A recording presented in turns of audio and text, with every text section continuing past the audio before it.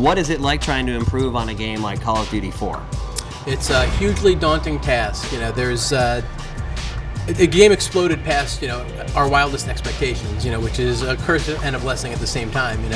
There's a lot of fans out there that have supported us, for going on 2 years now. So you want to make sure you deliver to them an experience that's not disappointing in any way. And us ourselves, we're huge gamers. We play our own game. We want to build an experience that we're proud to put our name on. So it's something that we put a lot of effort into. We took very seriously. Yeah, you're on clean. The multiplayer kind of blew up. There's so many new kind of features. There's the customizable kill streaks. There's death streaks. There's more creative class. There's customization within that. There's multiple attachments. There's power-ups on the perks. You can level your perks. So there's just a ton of new features that kind of expand the experience from the last game. Copycat is great, and I have to say, I'll admit, I've used it myself a few times. We have some guys in the office that are mutants. I don't think they're human. Yeah, Copycat's great because you're kind of in this mode where you're getting trashed, and you just say, I want to be on an equal playing field with that guy. Let's see what I can do. So you copy his loadout. Now, it's equal. So truly, am I as good as him? Can I take him down with what he's using? Is it just his loadout that's better, or is he better? It gives you a kind of a good insight into what they're doing. How do you make sure that all these things that you come up with actually end up working?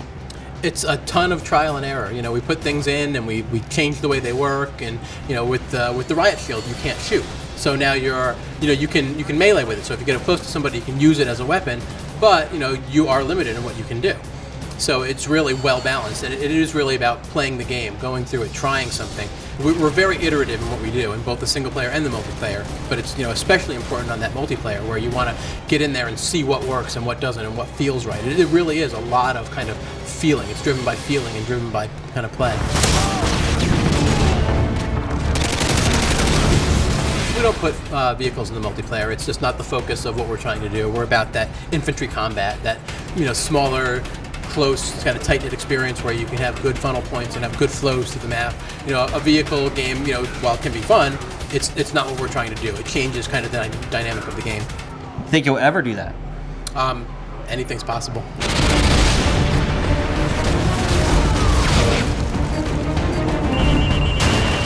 How many maps do you guys anticipate shipping the game with?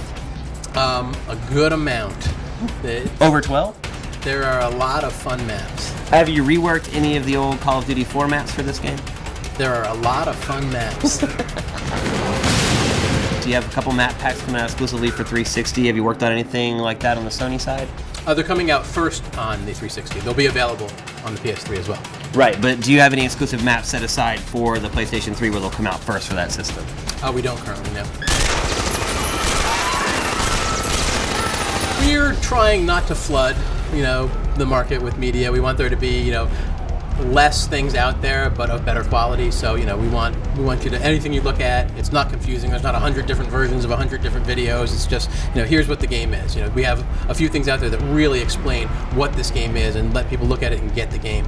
We want to make enough information that you see the game, you realize it's good, you want to play it, but not it doesn't ruin those story moments that, from the game. We really put a lot into the story and extension of Modern Warfare. This really is the first time we've done a sequel.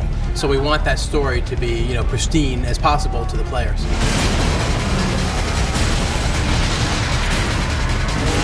What can you tell us about the single player?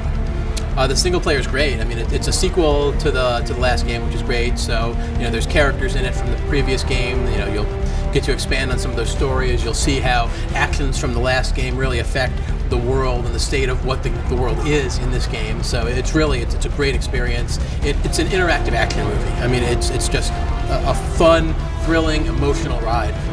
Better than Call of Duty 4 single player? It is. Yeah? It is.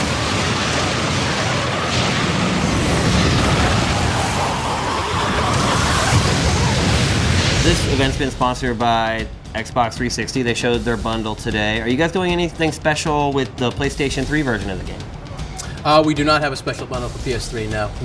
Microsoft came to us with this opportunity on the 360, and we loved it. Was that all a decision made solely on Microsoft coming to you guys, or was that a decision that you guys made? We've partnered with Microsoft for various things, and for the press conference at E3, for the hardware bundle, so they've just been a great partner to us, and that's how it worked out. Demo in the works? Right now we're working on kind of the last bug fixing, tweaking, tuning. So we'll see once we get from there. Kind of where we end up.